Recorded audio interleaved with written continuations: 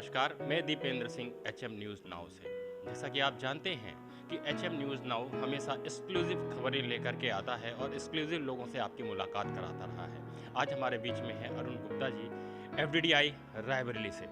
आज हम बात करेंगे कि एफडीडीआई में किस तरीके के कोर्सेज चलते हैं और रायबरेली जनपद के जो बच्चे 12th पास कर चुके हैं उनको क्या सहयोग वरुण गुप्ता जी जो सेंटर मैनेजर हैं वहाँ के क्या फ़ायदा दे सकते हैं रायबरेली जनपद के बच्चों को। वरुण जी।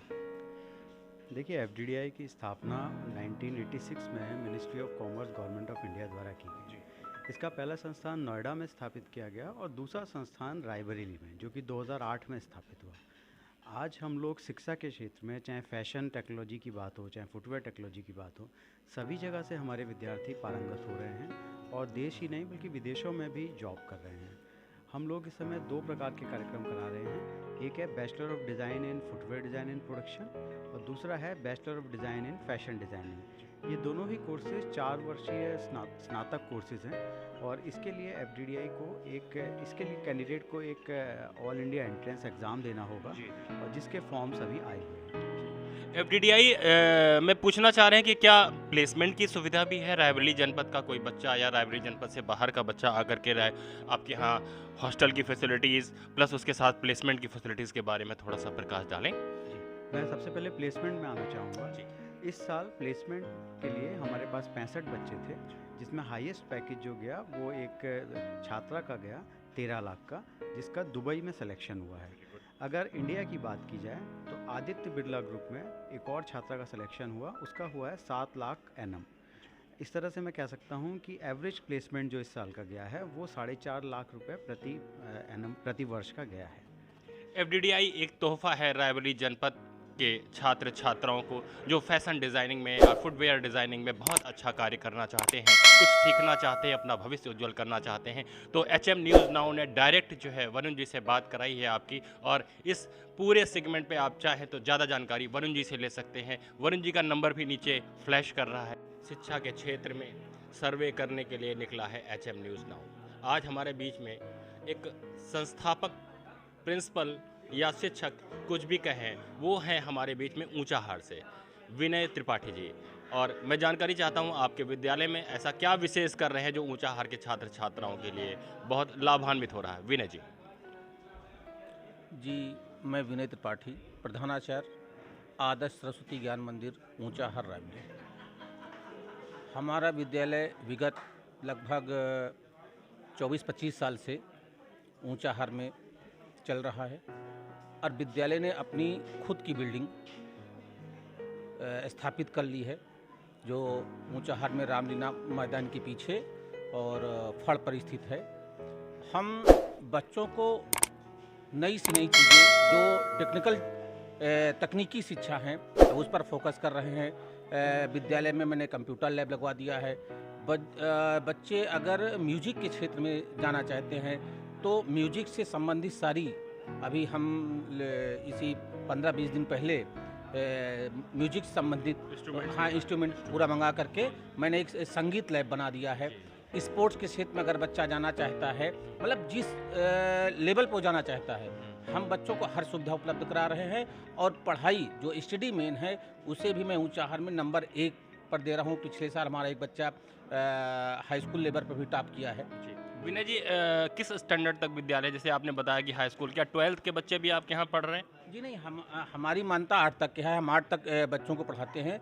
उसके बाद हम कोचिंग अपनी चलाते हैं। अच्छा, कोचिंग।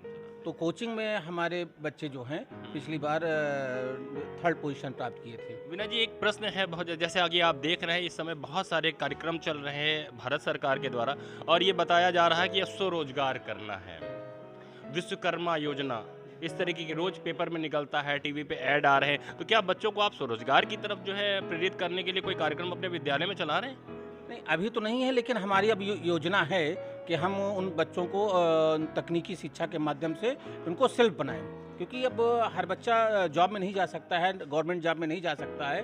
तो बच्चा सेल्फ डिपेंड भी बने और शिक्षा के माध्यम से कहीं भटकना ना पड़े और स्वरोजगार की तरफ आगे की ओर बढ़ सके। धन्यवाद। ये थे विनय त्रिपाठी जी ऊंचाहार से। जैसा कि आप बता रहे हैं कि वास्तव में 12th तक ये कोचिंग भी है, 10th तक आपका विद्यालय है और ऊंचाहार में कुछ नई टेक्नोलॉजी के साथ बच्चों को पढ़ाना, रोजगार परक शिक्षा की तरफ भी ध्यान दिया जा रहा है। मैं Dipendra Singh, HM news now, Raebareli. Raebareli जनपद में नौनिहालों की शिक्षा का जो बीड़ा उठाया है वो कुछ विद्यालय प्रबंधक हम लोगों के बीच में हैं। आज हम एक चर्चा करने जा रहे हैं कि रायबरेली जनपद के जो बच्चे हैं, छात्र छात्राएं हैं, उनको किस तरीके से हम ऐसा शिक्षित करें कि उनका उज्जवल भविष्य हो। भाई साहब, क्या परिचय है आपका? Arunesh Tripathi, JP public school Babuganj. जी, ये बाबूगंज कहाँ पड़ता है भाई साहब? बाबूगंज आपका जगतपुर से लगभग 8 किलोमीटर आगे पड़ेगा। क्या ऐसा विशेष कर रहे हैं अपने विद्यालय में जिससे कि छात्र छात्राओं का जो है भविष्य और उज्जवल हो? देखिए, प्रयास है कि अच्छी पढ़ाई दें, अच्छा वातावरण दें बच्चों को। इसके अलावा बच्चों के अंदर संस्कार अच्छे डाले जाएं। इसके अलावा विज्ञान के लिए हमारे यहाँ कुछ प्रयोगशालाएं हमने बना रखी हैं, तो उसके माध्यम से बच्चों को सिखाते हैं। अच्छा, विज्ञान में जब हम लोग पढ़ा करते थे भाई साहब, तो वहाँ पे वर्नियर, कैलिपर्स, स्क्रू गेज और इस तरीके के इक्विपमेंट सिखाए जाते थे। क्या आज भी आप बच्चों को वो सारी चीज़ें सिखा रहे हैं, जबकि बहुत चीज़ें इलेक्ट्रॉनिक आ गई हैं? क्या वो भी सिखा रहे हैं अभी बच्चों को? नहीं, अभी इतना अपडेट हम नहीं हो पाए हैं। वर्नियर, कैलिपर, स्क्रू गेज वगैरह ही यही सब चीज़ें बच्चों को अभी ठीक है, उसी के माध्यम से पढ़ा रहे हैं। जी। बाकी फिजिकल एक्टिविटी, जिससे बच्चों की थोड़ी फिजिकली ग्रोथ हो। हाँ, फिजिकली बहुत जरूरी है बच्चों जी जी जी जी, ये खेलकूद के माध्यम से बच्चों को, इस समय ग्राउंड बहुत बड़ा नहीं है, कबड्डी, खो खो, इस सांस्कृतिक कार्यक्रम की तरफ जी, भी कल्चर एक्टिविटी होती है। हर साल एनुअल फंक्शन हम लोग करते हैं बच्चों को, और उसमें जो भी कार्यक्रम रहता है, एक थीम रहती है उसकी कि बच्चों को, मतलब पेरेंट्स को कुछ मैसेज जाए उसमें। बहुत बहुत धन्यवाद। कुछ लोग और भी हैं, जरा चर्चा करते हैं।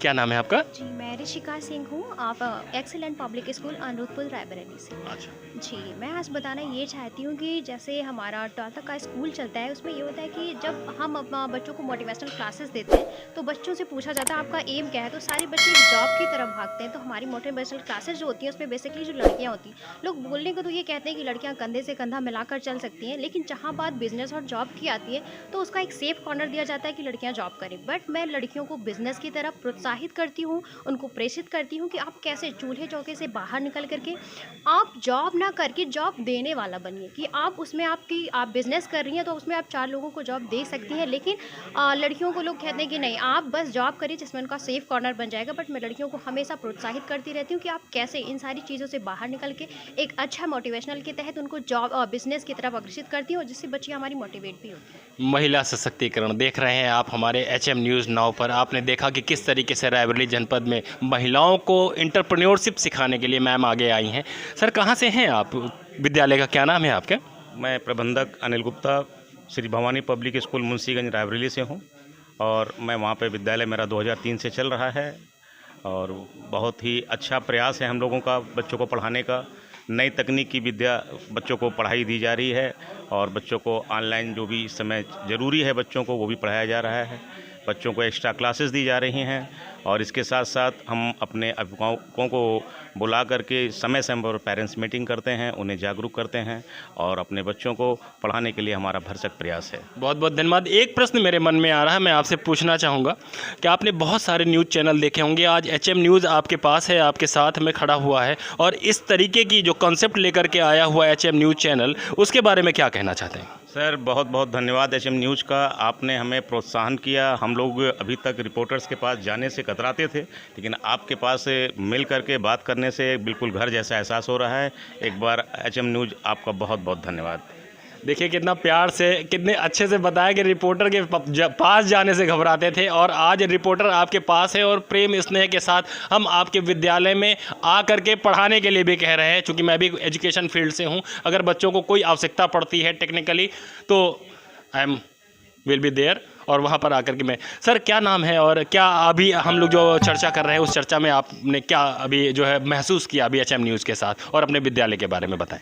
मैं Hiralal Yadav sir, JP memorial public school Jaraula Rahi block में पढ़ता है सर। जब मैं विद्यालय डाला वहाँ, तो हमारे गांव में लड़कियां पढ़ी लिखी नहीं थी, और हमारे विद्यालय से अब हर घर में कोई भी लड़की इंटर, हाई स्कूल तक की शिक्षा प्राप्त कर ली है।